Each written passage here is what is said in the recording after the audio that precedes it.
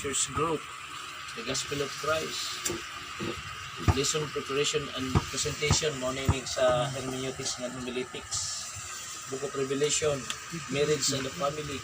Damo yung kung kinanglan ko sundol. Amo gyap ini an singyap ni Rahapid. Dapat ito to. So amo ko dito Hapids. John Ben, kilala ko John Ben. John Ben. Si Danny Punyalo. Tapos Hindi lang. Junggoy, Jung din. Siya nag-in-spray sa mangga ni Badro din. Jung din. Sunlight. Imo na yun ako. Imo. Pabalik.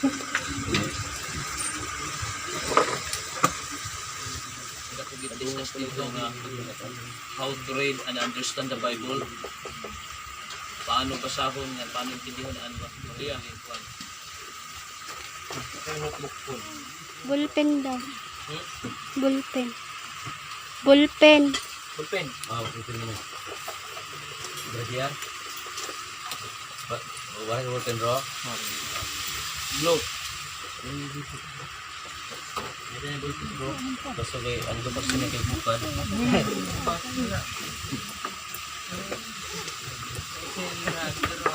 Bakit mawaran na luto ng mga gano'n? Pagkabukas, iba na araw na luwak. Ano different? Wala man siya Bakas na lang ako. Wakas. Kapital. Zero niya, zero ka naman.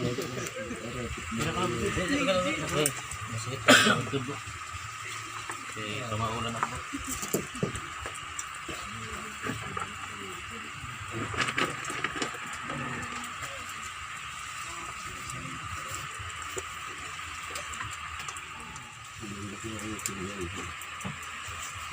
So, ngaran edad sa pilito. Napakabisik nga masyado para kuhan, paruan ta. Anong una, pero baka libro ang umpis naman. Maning. Pero ka book, 66. Ha? Chan. Ha? Church of Christ. 66. Old niyo? 32. Tama ba? Ilang ito? Kira? Ilang ito? Ada dia pang iris? Saray. 40. 39 na. May eraser di ba nga dito na blue? Iris, ang blue. Ano ito? Wala nga doon sa mga box at dito sa yellow. Ang title ha? Ito. At surat na ito naging surat na marami ito. 27 na ito. Mga Christian survey of the this one. Kukurot. So, meron ka book sa Old Testament. Dahil lahat ang tigam na, no? Old.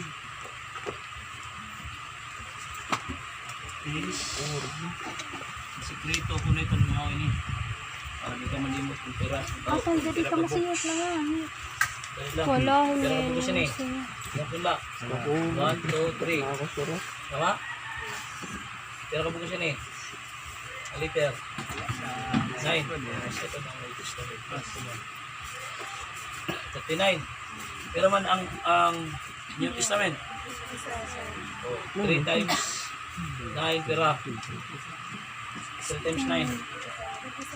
27. Yun ang New Testament. So, Old Testament. Para may yung dumkang Old Testament. So, 3 and 9. 3 39. Pero man ang kabuksan ang New Testament. 3 times 9. 27. Ang sa Old Testament, ang New Testament. Dahil na din ma. Ano tawag natin ini Christian survey of the Old Testament. Kasi gihapon sa Biblia talaga ang Old Testament. May dalawang iba nga nag-claim na Christian pero sobrang liwag na nilang pagpahalaga sa Old Testament sa ato na nasunod nagtutuman sa sugo ito ni Old Testament. Yun ang angay na dapat maintindihan. Sa Biblia, pag sharing dida sa ikadawang Timoteo 3:16, all scripture is given by inspiration of God. Ang tinutukoy din ni Pablo, anong scripture? Ang Old Testament. Kaysa panahon ni Pablo, uri pa man New Testament. Diba? So pag sharing niya, all scripture is given niya, pagkita niya, tinutukoy niya actually ang Old Testament. So, ini nga book atong pag-study is intindi din niya ito yung sinarangay is para sa Old Testament natin na atong pag-adman ang Old Testament na atong may paparuan kung ano ang lesson na dapat itutudok na atong may paruan din kay damo na mga subjects na makikita natin ulit sa aton para makamay nakita interest sa pag-aram sa Biblia. Pero antes iton, kinahanglan ay naton kitaon ng mga kamatuoran na ginahatag sa aton. Ito nga, itong gitawag unity for our study. Para sakto, para maging makatarungan ang atong pag-aram sa parts sa Old Testament. Na we must first observe na ang Old Testament bilang kabukusan. Dito lang kay baba sa part. So, unang-una, magkita ta ang Old Testament is pulong sa Diyos, God's Word. Paruan, no?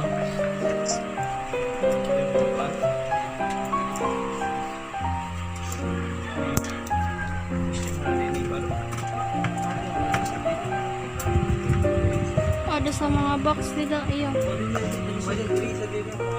Blue nga ni.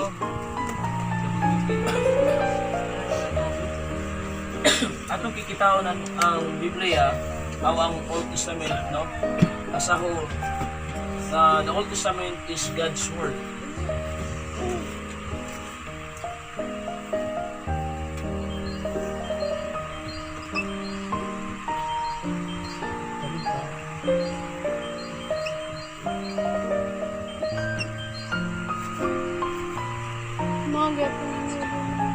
Una, na ang Old Testament is God's Word, no?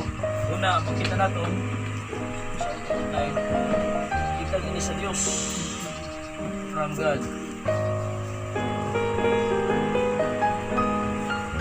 Diri sa tao, kita ini sa Diyos. Sari pa, it is impossible to study ako nila Bisaya ko na it is impossible to study the Old Testament fairly and honestly without first recognizing kuno diri naton anay unahon pagkilala and acknowledging one basic fact. Una, the Old Testament is God's revelation to man.